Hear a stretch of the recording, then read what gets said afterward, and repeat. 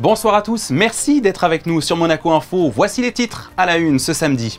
C'est le grand retour du Bal de la Rose ce soir à la salle des étoiles du Sporting Monte-Carlo. Un événement toujours très glamour, mais aussi très important pour la Fondation Princesse Grace qui œuvre en faveur des enfants malades et pour la culture auprès des étudiants.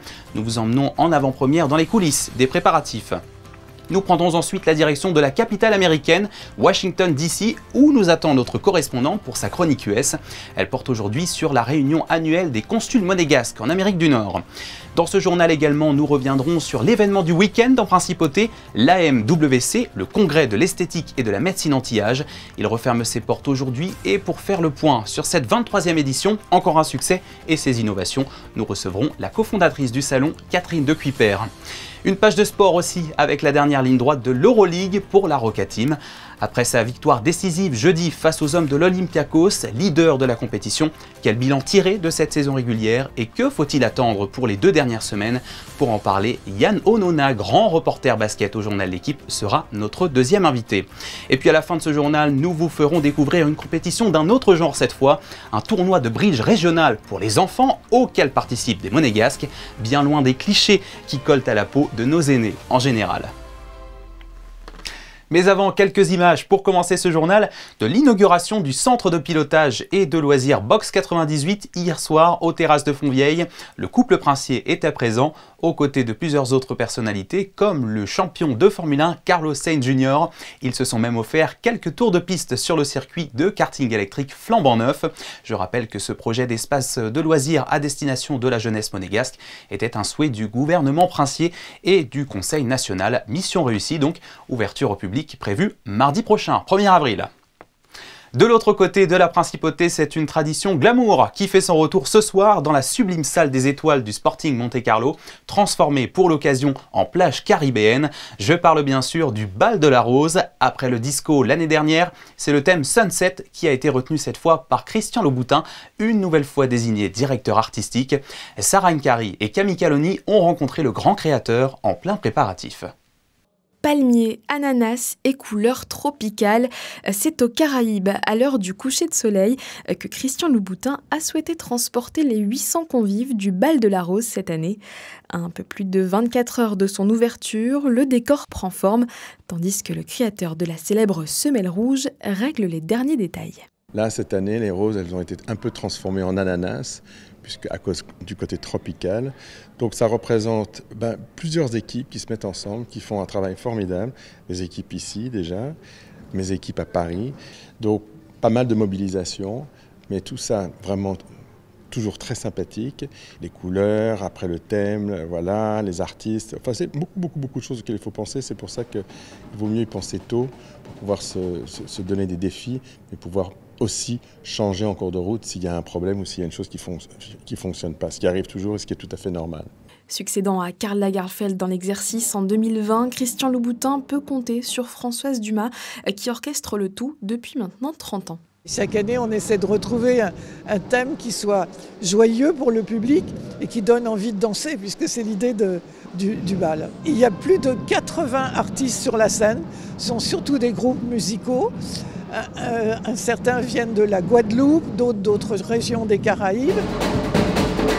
Le mercure est déjà bien haut dans la salle des étoiles, pas de raison qu'il redescende, d'autant qu'en plus de l'ambiance musicale, des danseurs venus du monde entier partageront la scène.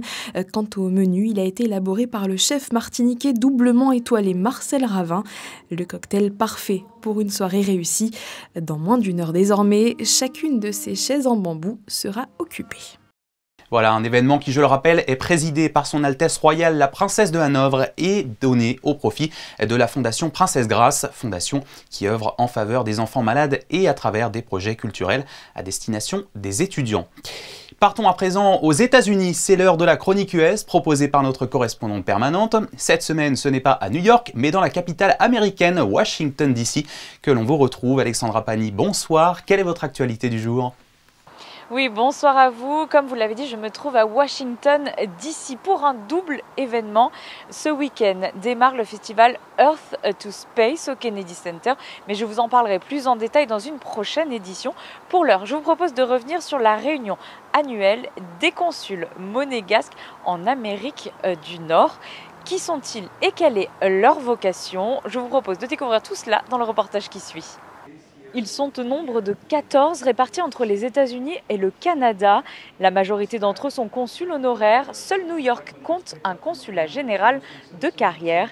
Mais tous ont pour vocation de représenter la principauté et d'apporter soutien et assistance si nécessaire aux ressortissants monégasques résidents ou de passage dans leur région.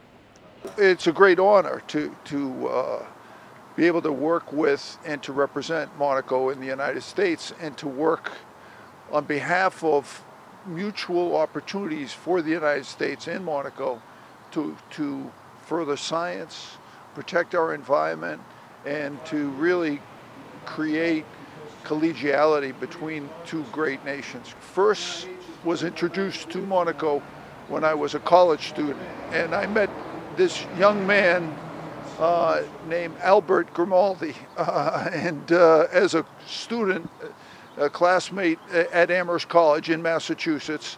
We became friends, and I learned about this very important place and grew to love it.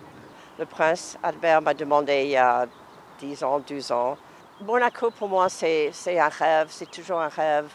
Et je suis très fière d'avoir grandi là-bas. Mes parents ont aménagé là-bas quand j'avais 3 ans. J'étais à l'école, au pensionnat des Dames de Saint-Maur, et j'ai vécu longtemps à Monaco, puis à Londres, et puis je suis venue aux États-Unis. Vous l'aurez compris, des personnalités choisies par le prince souverain pour leur lien étroit avec la principauté et pour entretenir de bonnes relations avec ses consuls, mais aussi les tenir informés de l'actualité monégasque. L'ambassadrice Maggie Macariodol organise chaque année une réunion à leur attention. Pour nous, c'est important que nos consuls soient au courant des différents événements que nous mettons en place, des raisons pour lesquelles nous les organisons.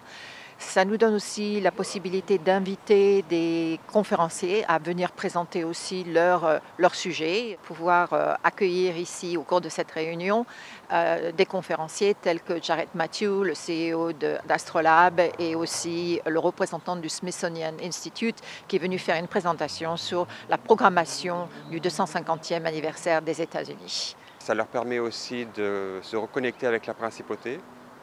Et nous aussi de travailler sur ce qui s'est passé à Monaco, de pouvoir leur expliquer ce qui se passe au gouvernement, les activités, les modifications, la loi, l'économie. Et ça leur permet aussi à eux de nous poser des questions, d'approfondir certains sujets, de répondre à leurs préoccupations.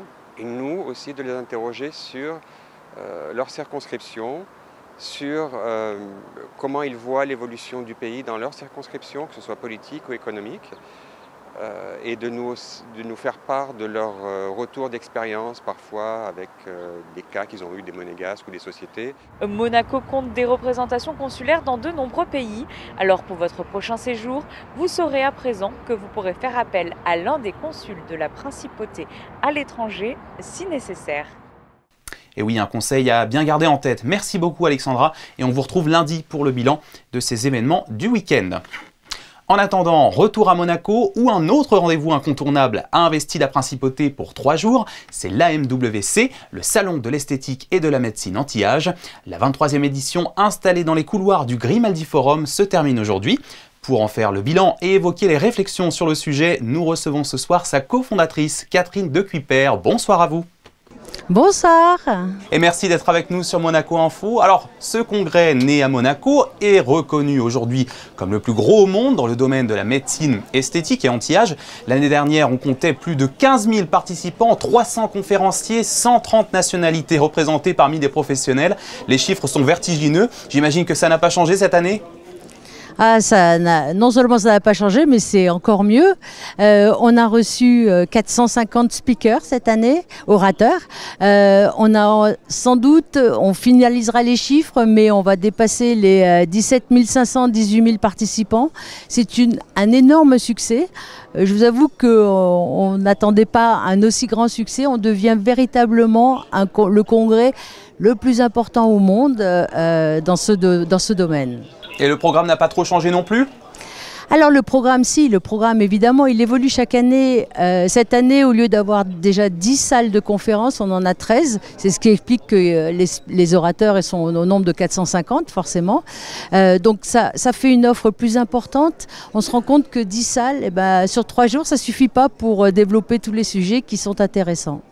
Alors pour entrer dans le vif du sujet, c'est vrai qu'on se répète, mais on sait que l'esthétique est devenue une véritable mode et donc également un business de grande ampleur à travers le monde. Mais ce congrès refuse de naviguer sur cette tendance, il propose un autre regard. Absolument, on souhaite rester dans les limites de ce qui doit se faire pour la santé, parce que l'esthétique, c'est un bien-être, c'est quelque chose d'important. Bon, ne parlons pas de la médecine anti-âge qui est encore plus important pour le bien-être, mais il n'est pas question aujourd'hui de continuer à transformer les gens en des clones, des jeunes femmes qui se ressemblent. Donc il y a véritablement une marche arrière sur ce qui commençait à arriver. Aujourd'hui, on est plus sur... on arrête ce qu'on appelle les pillow face, vous savez, les visages oreillers, type oreiller, qui sont trop gonflés. On va plus miser sur la qualité de la peau. Il y a tous les biostimulateurs, on appelle ça les biostimulateurs de collagène, qui sont l'hydroxylapatite ou l'acide polylactique, et qui permettent de redonner à la peau une qualité plus importante, meilleure qualité de peau que simplement avec des fillers. Alors dans ces biostimulateurs, il y a également de l'acide hyaluronique qui sert à faire des comblements. Donc tout ça se mélange un peu pour arriver à faire quelque chose de plus harmonieux. En fait, pour résumer, vous, Catherine Decupert, vous plaidez justement pour apporter de l'éthique à l'esthétique, parce que c'est un domaine qui, d'après vous, en manque. Pourquoi est-ce qu'il en manque d'éthique, ce domaine? Qu'est-ce qu'il faut changer concrètement? Non, je crois qu'au niveau des médecins, on n'a pas de problème d'éthique. Les médecins, globalement, sont 100% éthiques. 100%, ils sont plutôt quand une patiente veut trop de choses, ils sont suffisamment éthiques pour dire bon, ok, c'est pas le tiroir caisse que je vais regarder, je vais plutôt regarder le bien-être de cette femme ou simplement son apparence et lui dire non, ça je peux pas le faire. Je vais pas vous injecter une seringue supplémentaire parce que ça va me rapporter plus d'argent. Les médecins sont pas comme ça. Et je peux vous dire que 100% des médecins ne sont pas comme ça. J'ai pas d'idées négatives là-dessus. Donc les médecins ont cette éthique, ils l'ont réellement. Après, le problème, c'est plutôt, on va dire, le problème de non-éthique est plutôt sur ce qu'on appelle toujours les fake injectors, qui n'ont aucun scrupule à injecter des produits qui sont limite de contrefaçon à n'importe qui, à n'importe quel prix, à n'importe quel endroit. Ça, c'est un vrai manque d'éthique. Mais les médecins ne sont pas en manque d'éthique du tout. En général, il y a aussi moins de tabous ou de difficultés à parler des solutions anti-âge, vous le disiez, qu'à parler de chirurgie esthétique. Alors, il y a on va dire de nouveau, une prise de conscience au niveau des médecins qui s'occupent, on va dire, de l'aspect extérieur, de l'aspect esthétique. Ils commencent à prendre un petit peu plus en compte l'aspect intérieur, en particulier pour les femmes qui sont en période de périménopause. Donc ils comprennent que ça a beaucoup d'influence aussi sur leur travail. Le travail d'esthétique est amélioré si y a un traitement, une prise en charge de la ménopause. Ça arrange la qualité de la peau également. Donc ça, c'est un peu le thème global. Ça a été à l'origine du congrès, c'était ça, c'était la prise en charge intérieure et extérieure. Et de plus en plus, en fait, il y a un croisement entre ces deux spécialités, intérieure et extérieure, qui fait que la prise en charge devient plus globale.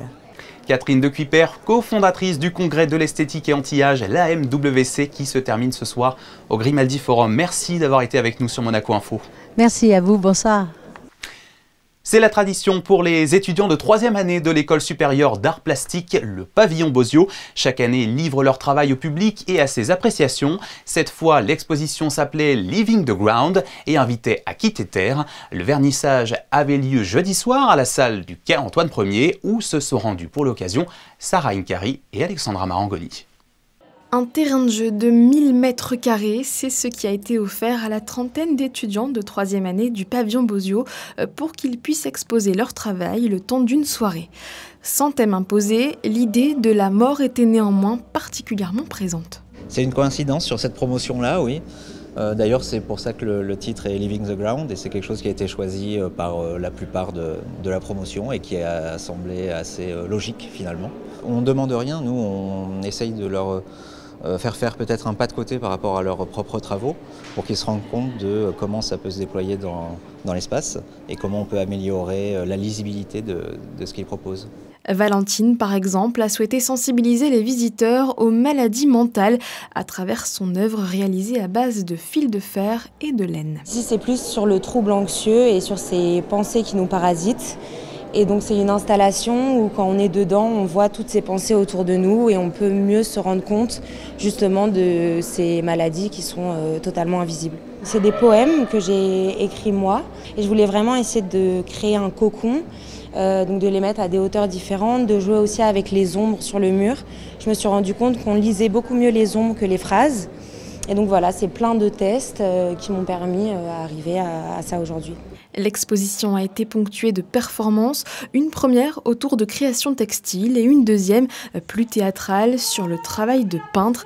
Voilà comment le public a été invité jeudi à quitter la Terre le temps de quelques heures. Et nous, on va revenir sur Terre un instant, dans la Terre précisément. C'était il y a un an, souvenez-vous, un grand point de compostage avait été installé au parc Princesse Antoinette, avec notamment l'appui de la mairie de Monaco. L'idée était d'accélérer les bonnes pratiques pour une meilleure gestion des déchets en principauté et que tout le monde, dont l'école voisine des Révoirs, puisse en profiter. Un an après, le composteur a-t-il toujours du succès? Réponse avec Sarine Cary et Arnaud Imbert.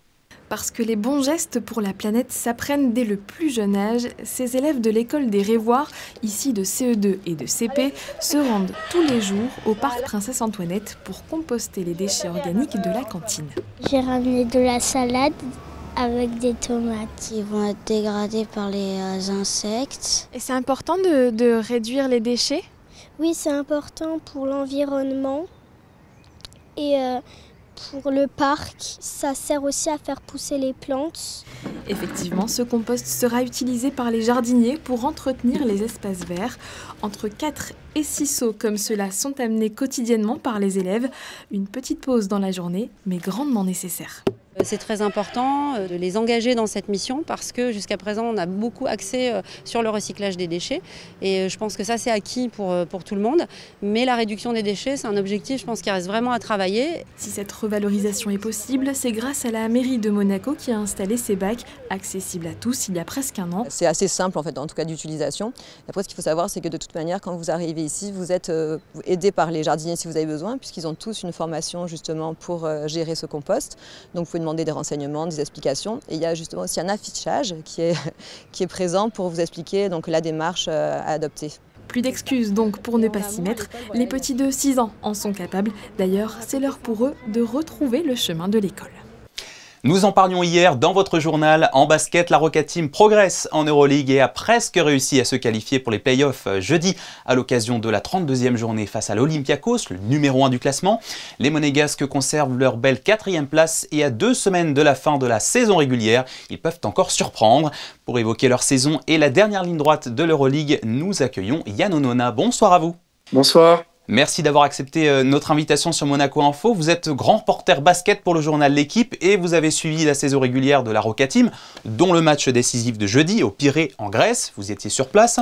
D'abord, une première question forcément sur votre réaction à froid à propos de cette victoire 80-77. Elle n'était pas écrite d'avance face au leader. Non, pas du tout. C'était même, on s'attendait même à une situation très difficile, un match très difficile. Et Monaco, Olympiakos ont développé une rivalité depuis que Monaco est arrivé en Euroleague, puisque dès la première saison, ils se sont joués en quart de finale. Et le match 5 s'était joué au Pirée, dans ce stade, et avait été un crève-cœur pour Monaco, puisqu'ils avaient perdu dans les dernières secondes. Oui, et donc 20 victoires et 12 défaites au total pour la Roca Team en Euroleague, dont la victoire de jeudi. Comment vous traduisez ces résultats globalement sur la saison? Quel est votre bilan? Ouais, honnêtement, c'est une excellente saison, encore une fois pour la Roca Team, et j'ai même envie de dire un peu inattendu parce qu'il y a eu pas mal d'aléas, un changement d'entraîneur, pas mal de joueurs blessés. Mike James, qui est quand même la superstar, revenait en début de saison d'une opération au dos, donc c'est pas rien, surtout à son âge, à ce niveau-là. Je veux dire, pour retrouver ses jambes, c'est compliqué, ça lui a pris du temps, mais honnêtement, on a vu que là, il commence à revenir au niveau qu'on lui connaissait. Donc Monaco est maintenant dans une position très favorable. Et il faut bien voir que dans l'Euroleague cette année, quand on perd un match, on peut passer de la 3e à la 7e place ou à la 8e place. Cette victoire-là est importante. Il reste 2 matchs. Monaco reçoit le Panathinaikos dans la salle duquel je me trouve actuellement à l'heure où on se parle. Et ensuite se déplacera à Lasvel. Mais ils sont en position très favorable pour être dans le top 4. Bon, avec des éléments aussi remarquables que Jaron Blossomgame qui a accusé jeudi d'un record de 18 points en Euroleague, un Mike James qui reste après tout le meilleur marqueur de l'histoire de la compétition. Est-ce qu'on peut avoir quand même de bonnes raisons de croire que l'emporter face au leader, c'est avoir les moyens de l'emporter face à tous les autres? C'est exactement ça. En tout cas, ce qui est sûr, c'est que les joueurs ont l'air de revenir en forme au meilleur moment. Daniel Theis, la dernière recrue, et apporte quelque chose vraiment d'essentiel. Il a apporté de l'intensité en défense. Il a un QI basket énorme. Donc tout ce qu'il fait dans ses mouvements, dans ses déplacements, dans ses prises de rebond, dans ses prises de position, c'est toujours juste. Il fait très peu d'erreurs et il apporte énormément sur tous les plans à l'équipe. Jaron Blossomgame, vous l'avez signalé, fait son record de points cette saison, toute compétition confondue sur le parquet d'Olympiakos. Et ce qu'il faut signaler, c'est qu'il a aussi défendu pendant tout le match sur Sacha Vezenkov, qui est l'ailier fort d'Olympiakos et qui est le probable futur MVP de la compétition. Donc le match qu'a fait Blossomgame à Olympiakos, c'est un match énorme, majeur.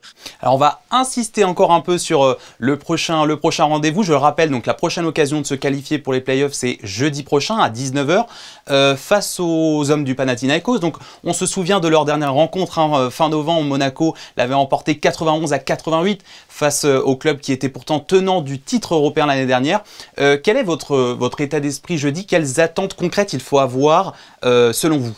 Le Panathinaikos n'est pas dans sa meilleure forme de la saison. C'est les champions d'Europe, comme vous le disiez, mais il leur manque plusieurs joueurs à l'intérieur, notamment un Français qu'on connaît bien, Mathias Le Sort, que j'ai pu rencontrer pendant sa rééducation ici, et qui reviendra peut-être au moment des playoffs ou un peu plus tard, mais il n'y a aucune certitude pour l'instant. Mais pour l'instant, il y a une opportunité, parce que le Panathinaikos n'est pas le champion d'Europe qu'il était la saison dernière, et Monaco, qui est en bonne forme, au contraire, doit entretenir sa dynamique, ne doit pas laisser passer l'occasion la semaine prochaine. Autre chose, pour finir, un petit mot quand même sur le comportement de l'équipe en championnat, la veille du match contre Portel demain après-midi. Qu'est-ce qu'on peut en dire? Ils sont fidèles à eux-mêmes, Monaco en championnat, et honnêtement, malgré tout ce que les joueurs ou le coach pourront vous dire en conférence de presse, je pense pas que le championnat soit leur préoccupation actuellement. Donc évidemment, il faut faire le travail, mais honnêtement, la tête va être, à partir de maintenant et jusqu'au quart de finale, la tête va être à l'Euroleague et c'est normal. Voilà ce que l'on pouvait dire sur cette saison de la Roca Team. Beaucoup de choses à relever, mais beaucoup de bonnes choses surtout. Merci à vous, Yann Odona, qui suivez la compétition pour le journal L'Équipe, d'avoir été notre invité pour tirer votre bilan. Merci beaucoup. Avec plaisir, merci. Dans un autre registre à présent, savez-vous jouer au bridge? On pense souvent qu'il s'agit d'un divertissement surtout populaire chez nos aînés. Eh bien sachez qu'il est de plus en plus pratiqué aussi par les jeunes. Au point qu'à Monaco, il existe une fédération de bridge qui leur apprend ce jeu. Et un tournoi régional vient même d'être organisé cette semaine à Antibes-Juan-les-Pins avec de jeunes représentants monégasques. Fabien Bonilla et Sylvain Peroumal ont pu y assister. Avec ou sans atout, un joueur fait le mort, un de cœur, deux de trèfle, buffalo, baiser à l'arène, impasse d'Oslo, chicane, doubleton.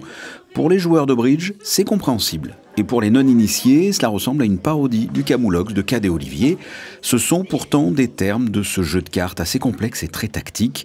20 jeunes de 10 à 12 ans, représentant les établissements de la Principauté, ont participé à cette compétition régionale qui a été organisée pour la catégorie première année à Antibes-Juan-les-Pins.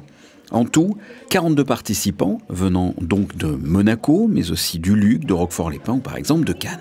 L'intérêt de cette compétition est de valoriser un petit peu tous les efforts qu'ont fait les gamins depuis le mois d'octobre pour apprendre le bridge. Le but n'est pas de leur apprendre à jouer au bridge, mais de leur apprendre à réfléchir, à faire du calcul mental, et ils se débrouillent pas mal.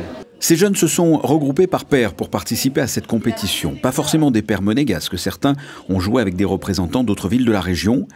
Le bridge, un jeu de cartes où le stéréotype serait plutôt des femmes anglaises d'un certain âge autour d'une tasse de thé.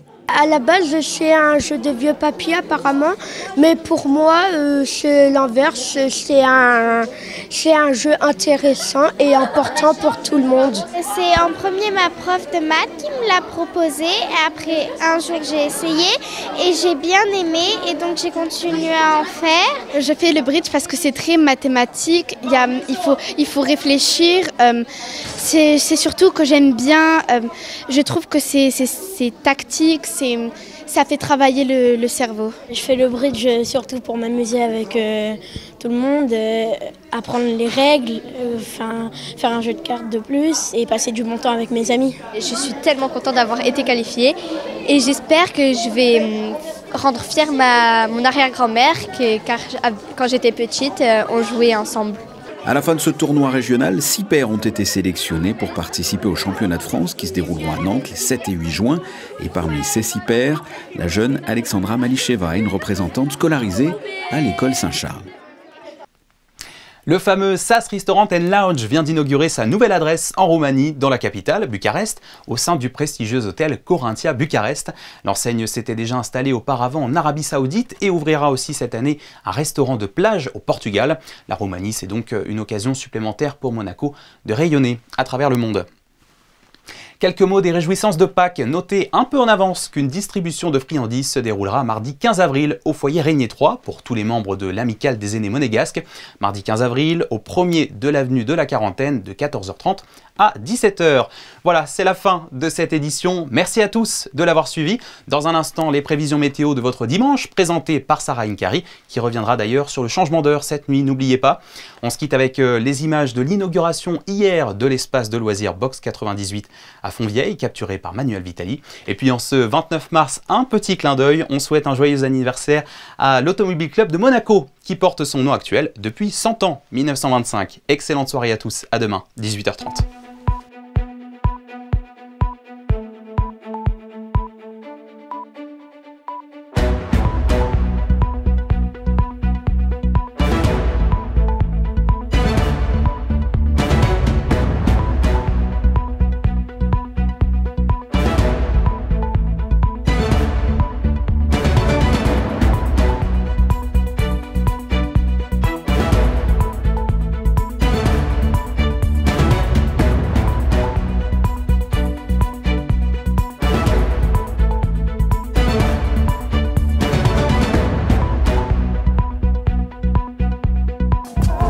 Retrouvez la météo avec Maya Bay, le restaurant référence thaï japonais de Monaco. Bonsoir à tous, je vous le disais hier, le soleil sera de retour demain et il devrait être au beau fixe toute la semaine. Pour ce qui est des températures, elles remonteront légèrement par rapport à aujourd'hui. La maximale atteindra 13 degrés le matin et 18 l'après-midi, ressenti 23 sous l'influence du soleil. Enfin, un coup d'œil sur le calendrier pour vous dire que ce 30 mars, nous fêterons la Sainte-Amédée et surtout n'oubliez pas de changer l'heure sur vos montres et vos horloges dans la nuit de samedi à dimanche. Nous avancerons d'une heure, ce qui signifie qu'à 2h du matin, il sera 3h. Belle soirée à tous sur Monaco Info. C'était la météo avec Maya Bay, le restaurant référence thaï japonais de Monaco.